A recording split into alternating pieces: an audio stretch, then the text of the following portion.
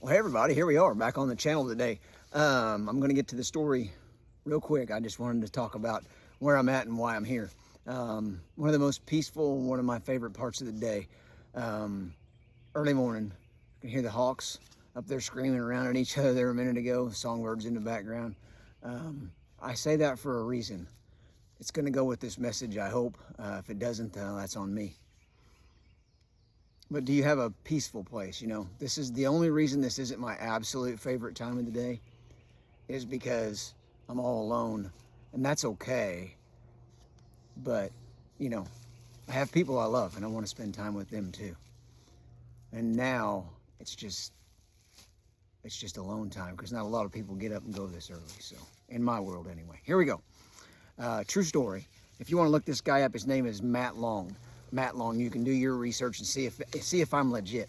Now there is a Matt Long that's an actor. I didn't know that. You'll have to search like Matt Long firefighter or something like that. I heard Matt Long himself tell this story, and it's his story, so that's awesome. Do you have a story to tell? I bet you do. I hope you use that story to share it with somebody to help them in their lives. So this happened in the about 2005, I think, was when this actually happened. I have 2008 here, but that's when more of it transpired. But I think this actually happened in 2005. He lived in New York City. He was a firefighter, New York City firefighter. So he's up early like this, right? It's 5:30 a.m. in the morning. Now, inside the city of New York at that time, there was a transit strike, so there were no buses, no buses going anywhere. But he, and this happens later in his life as well, he was, a fitness guy, right?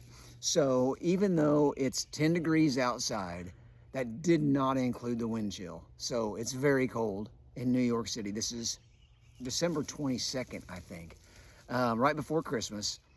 He just decided that he would ride his bike to work that day. Yeah, you got to love that kind of inspiration, right? A couple days before Christmas and transit strike, you say, you know what? Let me just jump on the bike, ride through New York City. So he gets on his bike. Because of the transit strike, there weren't supposed to be any buses out. Now, obviously that wouldn't include charter buses. That's important. So he's riding his bike just a few blocks to work, to the fire station, when a bus pulls out in front of him that wasn't supposed to be there. Now, I believe that he said it pulled out from a road that it wasn't even supposed to be on. Another account might have said it made a right-hand turn when it wasn't supposed to. Doesn't matter. Doesn't matter in the story.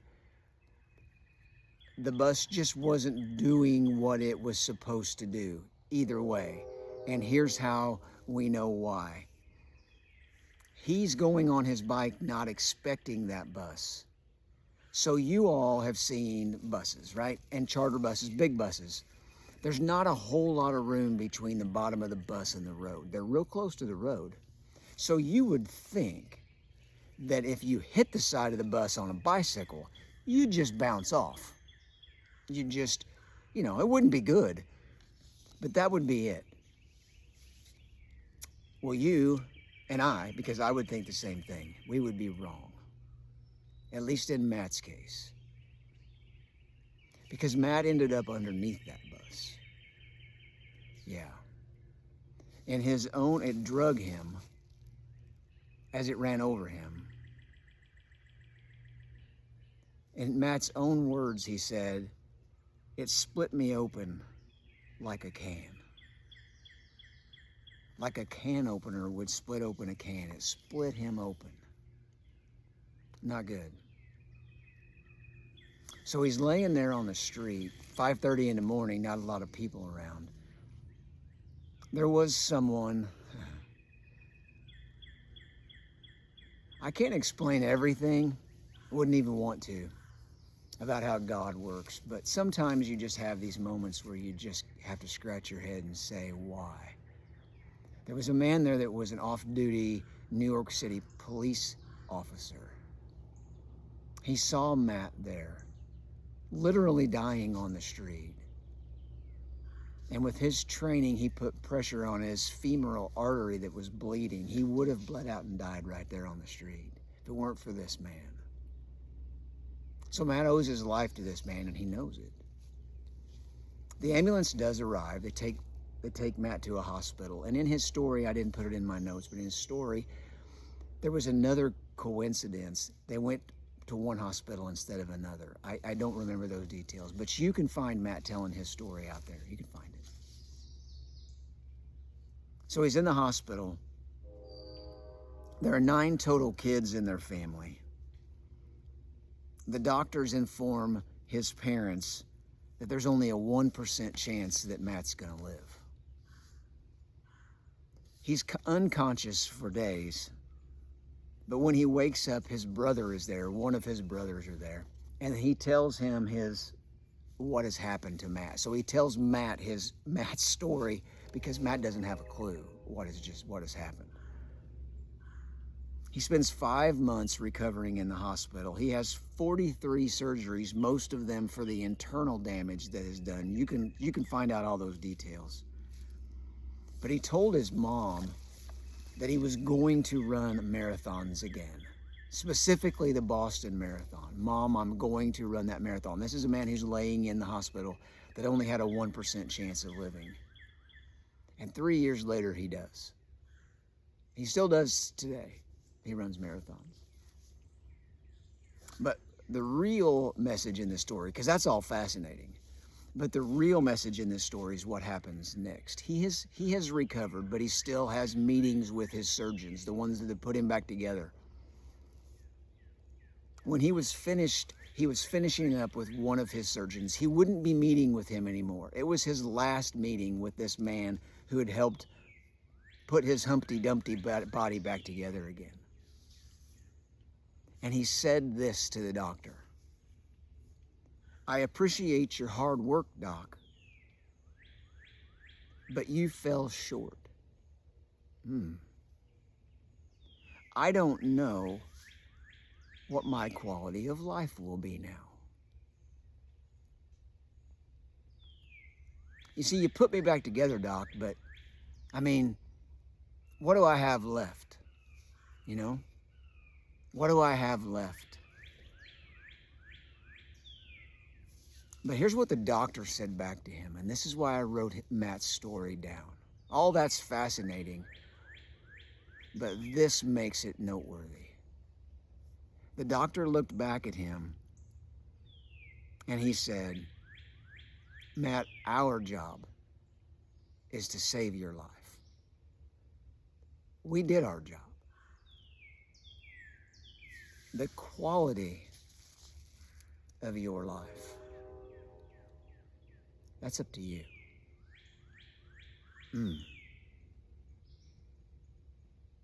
He said, "Doc, I don't know what the quality of my life will be." Now, he had every right to think that because of what had happened to him physically, but that's not the whole story. It's not the whole story with you, and it's not the whole story with me. The quality of our life, like his doctor said, that's up to you, and that's up to me. Now, sometimes that's a hard pill to swallow. Great big pill. Great big lesson. Can we do it? Can you do it? Can I do it? Well, yeah, if we choose to. I'll break it down for you this way. Just yesterday, I knew I was going to offer this lesson. I was looking through some of my older notes. I've shared this with the baseball team. I've shared it before. Matt's story's amazing. But I thought of just something that was relatively small in the big picture, but yet it was working on me. You know how those things go? It was inside there, and it was just working at me. I wasn't at peace. I had no peace. Something very small was keeping me from having the peace that I wanted and needed and desired minute by minute. The quality of my life was suffering from a small thing. Can you relate? So what do? The quality of my life is up to me. I can allow that thing to continue to steal the quality of my life or not. And when I finally did the, look at yourself in the mirror without standing in front of a mirror thing, I said, Todd, come on, man. Come on. Do you really want something like that to steal your peace? No. So you don't let it. And you may say, hey, man, it's not that simple. I get that with some things. But I'm not giving you that card to play every time. You aren't dealt that hand every time, and neither am I.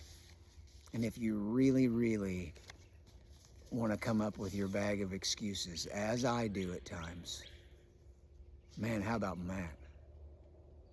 That dude got after it. Whenever the reality of what that doctor said hit him. The quality of your life and mine is up to you, and it's up to me. Now, on a bigger scale, I share this with people locally. These go everywhere. I'm changing things in my life. This guy, this landscape guy, I've been doing this for 38 years, and that's done this year, and that's scary. I don't know for sure exactly what I'm going to be doing in 6 or 8 months. I haven't had that since I was 18. So the quality of my life, the quality of my thoughts right now about what's to come, that's up to me. Oh, this lesson is very real to me too. So I'll get out of here. I'll close it up with this. I want you to go look at your calendar. Go look at it, pull it up on your phone, whatever you want to do. It doesn't matter, any calendar. Tell me where someday is. Well, as far as I know, we have 7 of them, right? Monday, Tuesday, Wednesday, Thursday, Friday, Saturday, Sunday. Not someday. So if you're putting off the quality of your life for someday, you'll never do it. Because someday doesn't exist. Today does. As you know, if you followed this by now, these are lessons I would want my grandchildren to hear. In case they don't get to know me, this is Pops. Maybe they will. I hope so. And along the way, I hope I can be a blessing to you too. If this meant anything to you, share it. I'm going to see what this channel does. Maybe nothing. I'm not tracking it that close. I keep an eye on it. That's it. So that's enough from me. Probably clicking off anyway. Till next time, this is Todd. See ya.